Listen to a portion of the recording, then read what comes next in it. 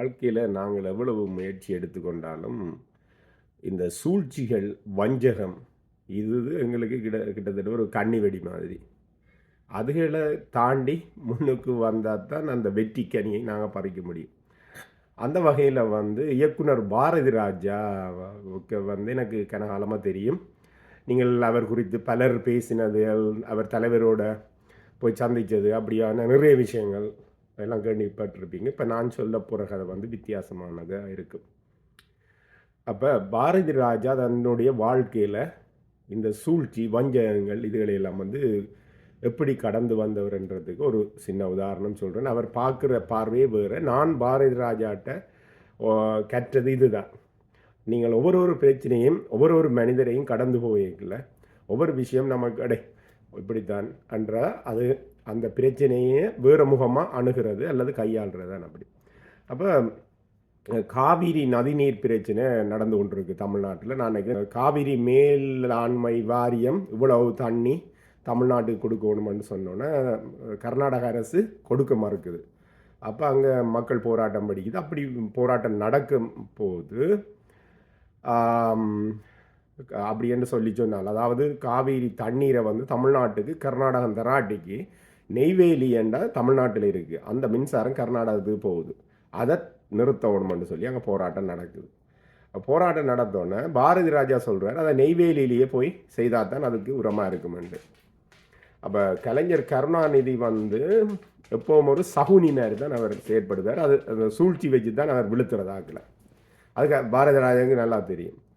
அப்போ அந்த நேரம் ரஜினியை வச்சு இவர் சொல்கிறார், யார், கருணாநிதி சொல்கிறார், ஏன் நெய்வேலிக்கு போகணும் பாரதி ராஜா. அப்படி பாரதி ராஜா பிரித்து விடுறார். இந்த பிளவுகளை உண்டு பண்ணி இதை நீத்து போச்சு தான் கருணாநிதியோட வேலை.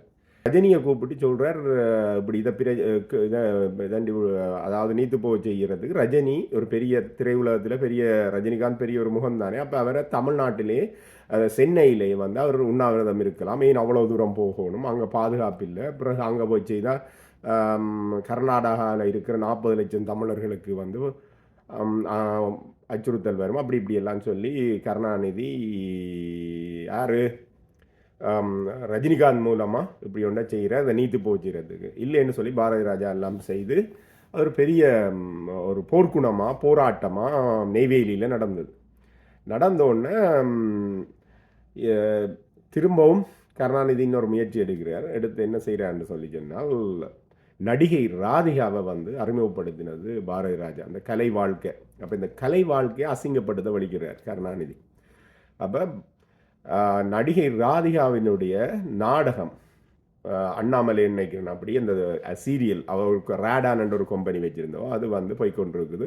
அது கருணாநிதியினுடைய குடும்ப தொலைக்காட்சியான, இப்போ கலைஞர் டிவின்னு போட்டு வச்சிருக்கீங்கன்னா முந்தி சன் டிவி மட்டும்தான் இருந்தது. கலாநிதி மாறனுடைய அதாவது கலைஞர் கருணாநிதியினுடைய குடும்ப தொலைக்காட்சியை அதான் இருந்தது. அப்போ அதில் ரேடானோட தயாரிப்பு நாடகங்கள், சீரியல்கள் அதெல்லாம் போயின்னு இருக்குது. அப்போ இவோ வச்சு பேச வைக்கிறார், யார், நடிகை ராதிகாவை வச்சு பாரதி ராஜாவுக்கு எதிராக பேச வைக்கிறார் கருணாநிதி. அப்போ பாரதி ராஜா அது இதுன்னு சொல்லி பயங்கர மோசமாக பாரதி ராஜா பற்றி ராதிகா. அப்போ பாரதி ராஜா பொறுமையாக இருக்கிறார்.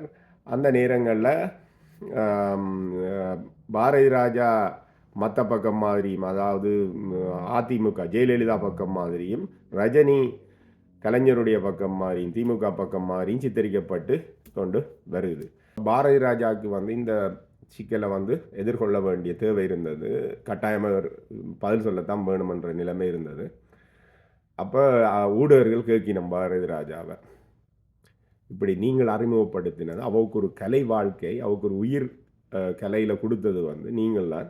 உங்களையே நீங்கள் வளர்த்த பிள்ளை மாதிரி இருக்கிற ஒரு ஆள் உங்களையே அசிங்கப்படுத்தி இவ்வளவு நீ யார் என்று கேட்குற அளவுக்கு கொண்டு இப்படி கேட்டிருக்கிறா, அதுக்கு நீங்கள் என்ன பதில் சொல்கிறீங்கன்னொன்னே பாரதி ராஜா சிரித்து போட்டு சொல்லுவார், நாங்கள் வளர்த்த பிள்ளைய நாங்கள் இப்படி மேலே தூக்கும்போது அது மூத்திரம் அடிச்சுட்டு தான்டா மூஞ்சையில் உடனே பொத்தாண்டா போடுறது, அது நாங்கள் வளர்த்த பிள்ளை, எங்கிட பிள்ளை, என்று சொல்லி போட்டு அது அங்கால போகிறார். அப்போ அந்த கலைஞருடைய சூழ்ச்சியை இப்படி வெட்டினார் பாருங்க. அதில் இந்த சூழ்ச்சிகள் வஞ்சகங்களையும் வந்து நம்மளோட வாழ்க்கையில் இப்படி வெட்டுறதுன்னு சொல்லி தெரிஞ்சிருக்கணும். அதுதான் நான் அவர்கிட்ட இருந்து கற்றது. இன்னைக்கு நடிகை ராதிகா வந்து அங்கே செத்த வீட்டுக்கு போய் ஒரு படம் போட்டுருக்கிறார்.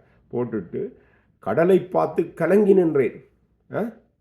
உனக்கு அன்னைக்கு பாரதி ராஜா கடல்ன்ற தெரிய இல்லையா?